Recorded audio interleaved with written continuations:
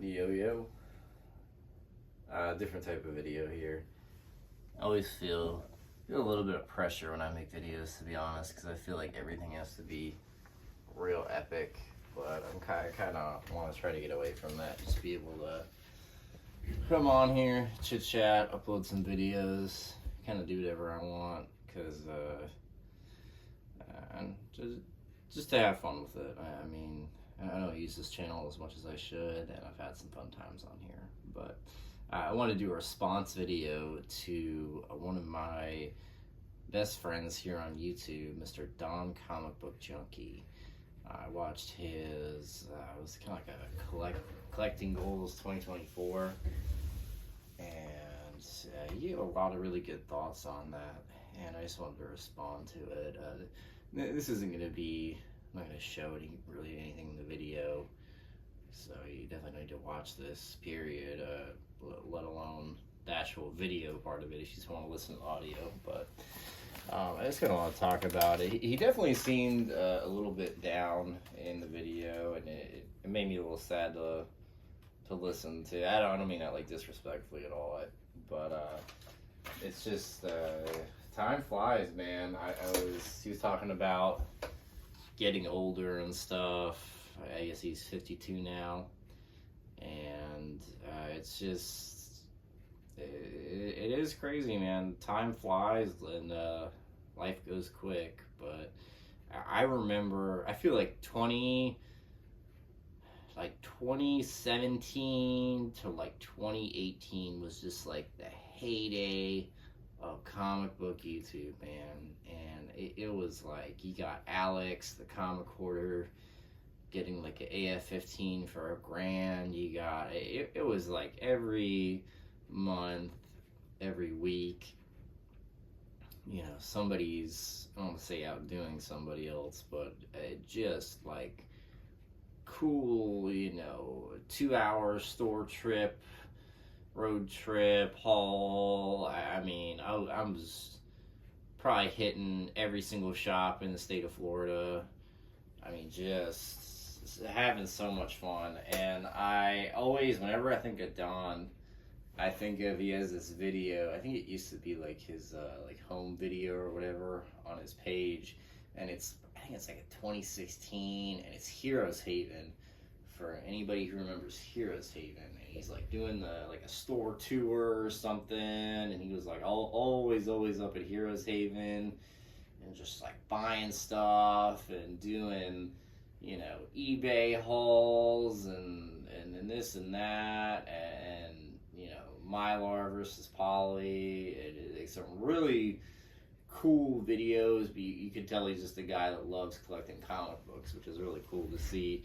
And definitely always been a guy that's not into the BS of collecting. There's definitely a lot of fads, and I'm not even going to use the word drama on YouTube, and people want to get popular and this and that, and Don has never been one to participate in that, which is very cool. So it's nice to see people that are here to collect. So 52, in my opinion, which probably doesn't matter that much, isn't really that old. I still think you got a lot of good years ahead of you. You know, it is tough though. I mean, I got into my 30s recently, and it was kind of hard for me to. It was definitely a shock to deal with that. It sounds stupid, but it feels weird, you know, getting older and you can't do anything about it. But I think I am generally one of the younger people on comic book YouTube, so maybe not for long though. But yeah, and he was talking about, you know, how many books he's accumulated and how he doesn't have any more room and things like that. And it definitely is very stressful and a real problem. And I think every single collector, at some point, you know, your collecting career, you get into it and it's kind of whatever, you don't know what you're doing, and then you get like super excited and you're having a great time, and then you're kind of like, oh crap, like I have so much stuff and it's overwhelming and it's not organized. I don't have the supplies for this. I don't have the space for this. I spent a lot of money on this, and maybe the stuff isn't worth what you paid for it now. And I think a lot of people at that point quit. I have seen a lot of people quit comics like on YouTube. And people that like you never would have thought, I mean, they're acting like this is their life is like devoted to comic books, and they're making videos every week. I have seen so many people like that, and there's nothing wrong with it if you want to get out of the hobby. I'm not saying that, but it's definitely a problem that people have to deal with, and I'm sure Don has dealt with that numerous times. But I myself dealt with that probably about 4 years ago. Man, it's crazy. It doesn't seem like that long ago, but I may tell that story at some point on here. But I just kind of want to give you some encouragement, man. You definitely are a good guy and collect for the right reasons. And it's something that's very fun to you. You can hear it listening in your videos that you really like collecting. It's fun for you. So I don't think that just straight up not buying comics is the answer. I don't really think that's a good idea. But I do think scaling down on buying is absolutely a fantastic idea. It's just, how you're going to go about it. And I'm saying this as somebody who I used to go to a comic book store multiple times a week to, I bet you I've been to a comic book store under 10 times in the last year. And I'll be honest with you, I would go a lot more. There are zero stores by me that are worth going to. Literally zero.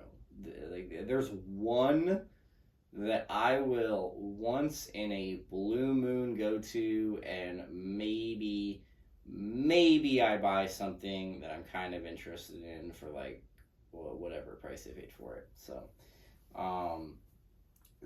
I definitely have gone through some phases in my collecting, but I'm actually pretty happy with where I am collecting wise. I do pretty much all my buying online, and I really get time with it. And a lot of people are like, don't like eBay and this and that.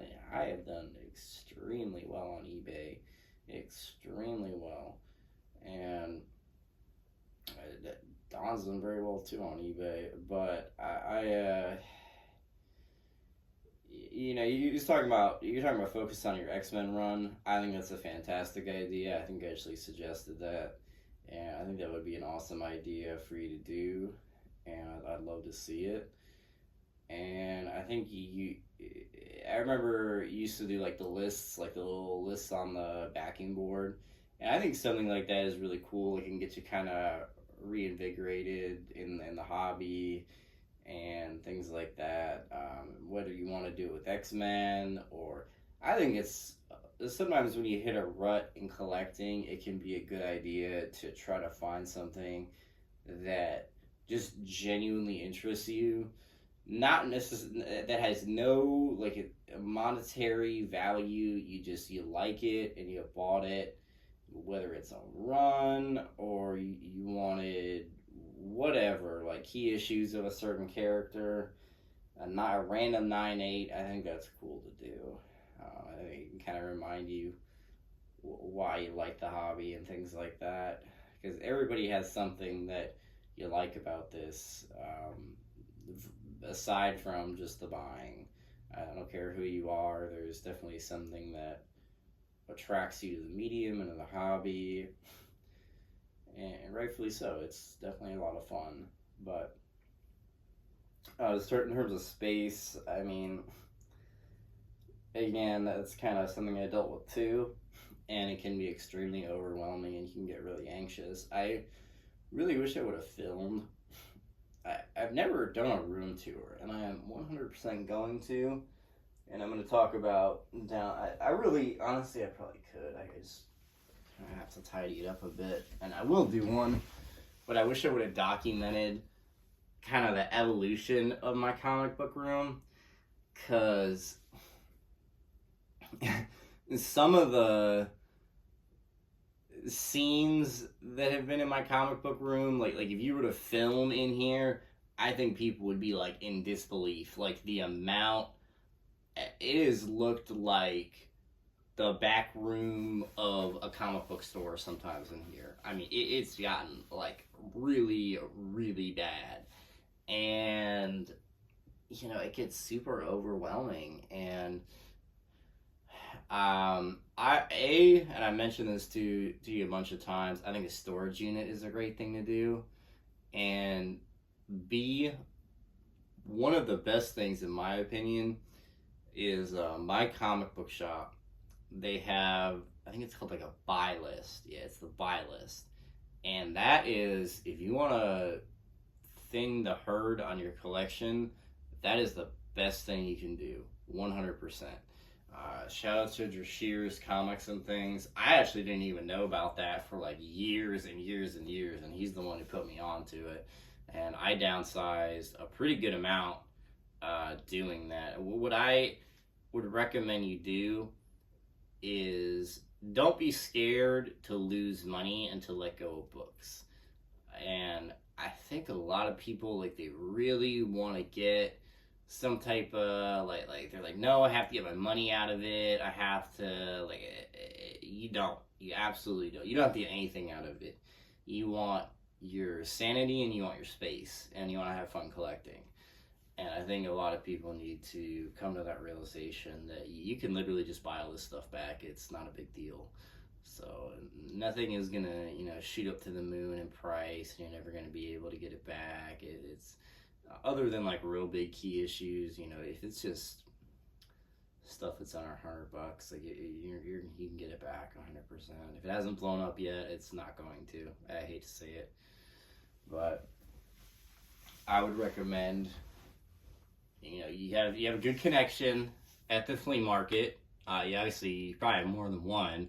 But you have some dealers that you go to, and I would tell your dealer friend, hey, look, dude, I have the space problem. Could you help? Like, I buy a lot of stuff from you. Like, could you help me out? Could you help me get rid of some boxes? And, I'll tell you a good deal. And I 100% think the guy would go for it. And you will lose money. I can guarantee you lose money, but you'd be a lot happier, I bet you. And I would go through your stuff, and I would go, hey, I don't really do anything with this anymore. I'm not going to miss it. And I would just put all those books aside and just sell it off. And the stuff that, if there's anything, that you think it might be worth reselling versus bulking out, I would do the buy list on my comic shop. Or you could go the eBay route. I think selling comics is tough and it's time consuming. I think getting it all done in one sale is the absolute best thing you can do. Or if you want to sell them the keys, not, you know what I'm saying, like if you have some books that are worth a little bit more money you want to move on from, you could just say, hey, I got this too, what can you give me? But I would highly recommend doing something like that. And you really could thin the herd a lot. I don't think you would miss it as much as you think you would. I think a lot of people in this situation, they're like, I'm gonna sell my collection except for the keys, and I don't really think that's a good idea to do. If you want to, I'm not like criticizing it, but you're kind of saying I don't want anything that's not worth money. And I don't know. I don't really like that mentality. There's nothing wrong with that, but if you went through the trouble of accumulating a huge collection, you bought it for a reason, and try to pick some stuff out of it that you like, even if it's not worth a lot. But rambling here a little bit, I just, it's a pattern I've seen a lot of people do, and nothing wrong with thinning the herd, but or that people just sell their whole collection. That's another thing people do a lot of times, is they can't deal with it. It gets overwhelming, and they're like, just take it all away. And I don't think that's a good idea either. But rambling here a little bit, but just kind of wanted to get on here. And yeah, I hope that provides a little bit of encouragement. One thing I wanted to say too, and again, I don't mean this negatively at all, but I heard you saying that you can't buy an X-Men 1. I would disagree with that. I 100% I think you get an X-Men 1. I think you could. I think 2024, I think you should try to get an X-Men 2. I don't know if you have one or not, but I think that would be a cool book to get at least. And I bet you in 2023 you spent more on at the flea market on a pull list than like a 1.0 X-Men 1 goes for, which isn't, I'm not saying it's a bad thing, but it is something to think about. I bet you that book isn't that unattainable. It's expensive, but it's not that unattainable in a very low grade. So just my 2 cents for what it's worth. But I just want to show some encouragement and show some positivity. I will try to make more videos like this, and signing out.